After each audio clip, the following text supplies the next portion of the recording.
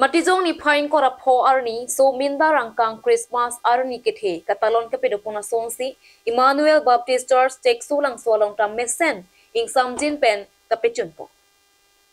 Ningkam dia prang muni da pap ki pajok dia phanpura hempu Jesu Kristo amahang nang theklo. Laswa teng pen Christian anim kirimatum an matizong ni pai ing korap ho Arni Christmas mate Arni kethe Arni talon dun. Lasong si Emmanuel Baptist Church tek sulang sualong ta kero karjo lapen kardom pensi jaimek deng pon. Isayang ding pisir kep ang ding so trok along kipu ning kang sam ari cho puat he pian po. Bang suame dorsing ti hin pensi arna mardom pen Bible lang si chari.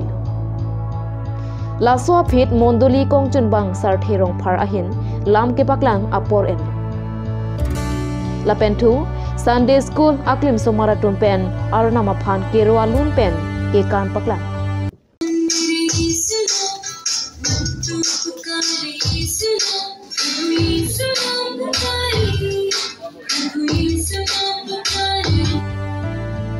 Sarma sarpi maratun penta lun parjupo.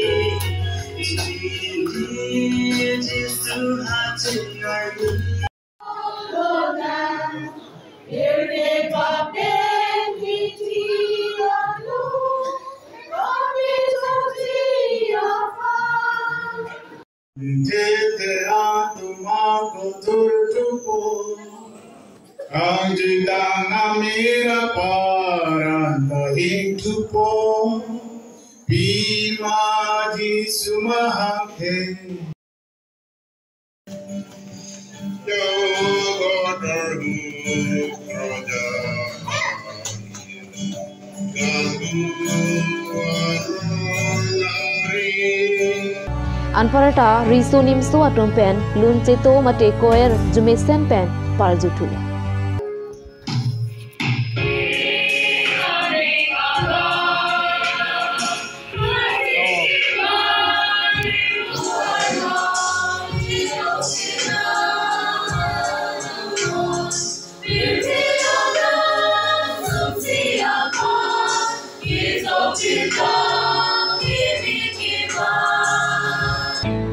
Lasopi Christmas Arni kethe alam the mate hempu Jesu pirathe kupia posi kebang mangkok mapua putha klarodak pen EBC mate Emmanuel Baptist Church Pastor Edwin Ingtia hin pen parjuthusi May pijutlo.